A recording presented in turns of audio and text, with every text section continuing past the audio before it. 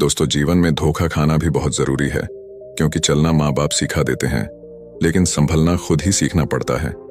जिंदगी बहुत छोटी है, इसलिए किसी इंसान का पीछा करने से कई गुना बेहतर है अपने सपनों को पूरा करना। जिंदगी हंसते रहो, इसलिए नहीं कि आपके पास हंसने का कारण है, इसलिए क्योंकि दुनिया को रत्ती भर फर्क नहीं पड़ता आपके आंसुओं से। चील की ऊंची उड़ान देखकर चिड़िया कभी डिप्रेशन में नहीं आती, मगर इंसान की ऊंची उड़ान देखकर इंसान खुद बहुत जल्दी डिप्रेशन में आ जाते हैं। अक्सर हम जीवन में सोचते हैं कि हमने जीवन में ऐसा कोई पाप नहीं किया, फिर भी हमारे जीवन में इतना कष्ट क्यों आया। यह कष्ट और कहीं से नहीं, बल्कि लोगों की बुराई करने के कारण उनके पाप कर्मों से आया होता है, जो बुराई करते ही हमारे पास आ जाता है। बहुत समय पहले की बात है, एक गांव में एक गरीब पंडित अपनी पत्नी के साथ रहता था। एक दिन की बात है, पंडित कुछ काम के लिए शहर गया था, तो वह अब अपने गांव जा रहा था। तब उसने देखा कि रास्ते में एक चिड़िया एक रोटी को पकड़कर एक खेत में खाने की तैयारी कर रही थी। तभी पंडित ने चिड़िया की चोंच से वह रोटी छीन ली। मुंह का आहार छिन जाने पर चिड़िया ने निराश होकर आकाश की तरफ देखते हुए कहा, दूसरे को दुख देना अच्छी बात नहीं है। उस दिन चिड़िया बहुत निराश हो गई।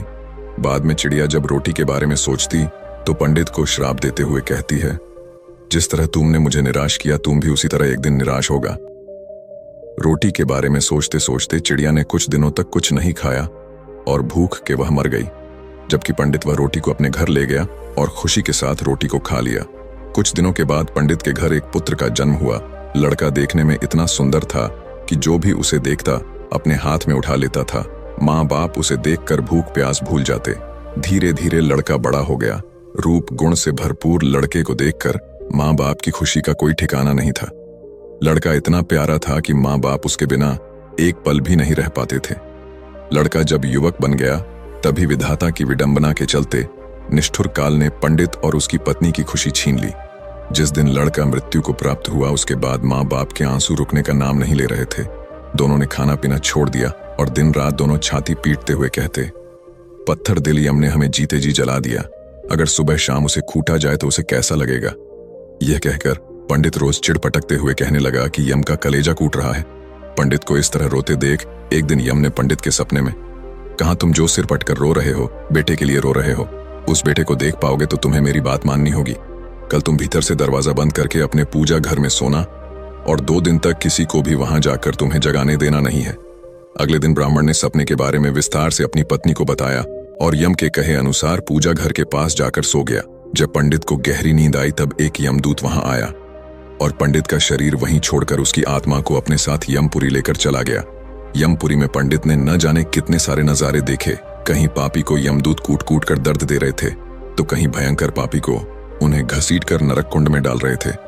झुंड बनाकर यमदूत घूम रहे थे, शोर मचा रहे थे। इस तरह जगह जगह अजीब अजीब मंजर देखकर पंडित के होशों उड़ गए और डर के मारे वह कांपने लगा। यमदूत उसे यमराज के पास लेकर आया।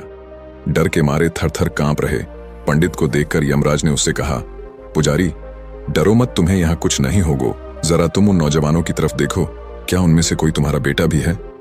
पंडित ने उन नौजवानों तरफ देखा तो अपने बेटे को मौजूद पाया।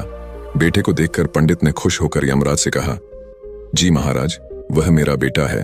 पंडित का जवाब सुनकर यमराज ने कहा, उसे यहां बुलाओ, अगर ना आए तो वहां जाकर बुला लाओ। पंडित ने अपने बेटे को पुकारा, मगर वह नहीं आया। तब उसके पास जाकर बोला, मेरे बच्चे, मैं आया हूं, तुम मेरे साथ चलो। पंडित ने 2-3 बार इस तरह कहा, मगर बेटे ने उसकी तरफ देखा ही नहीं। तब उसका हाथ पकड़कर पंडित ने कहा, मेरे बच्चे, इधर देखो तो मैं हूं तुम्हारा पिता। यह सुनकर बेटे ने बाप की तरफ देखकर चिल्लाकर कहा, तुम मुझे बेटा क्यों कह रहे हो? मैं तुम्हारा बेटा नहीं हूं। कभी तुमने चिड़िया को तकलीफ पहुंचाकर उसके मुंह का खाना छीन लिया था। उसी का बदला लेने के लिए मैं तुम्हारा बेटा बनकर तुम्हारे घर पर जन्म लिया था। अब याद आया ना, जिस तरह मेरे मन को तुमने तकलीफ पहुंचाई थी, उसी तरह मैं तेरे मन को तकलीफ पहुंचाकर चला आया। बेटे का जवाब सुनकर पंडित निराश हो गया और यमराज के पास उदास होकर बोला, वह मेरा बेटा नहीं है। पंडित की बात सुनकर यमराज ने उससे कहा, तुम लोग बेवजह मुझे कोस रहे थे, अब पता चल गया ना किसका कसूर था। इतना कहकर यमराज ने दूत को इशारा किया और दूत पंडित की आत्मा लेकर तुरंत उसके पूजा घर में पहुंच गया।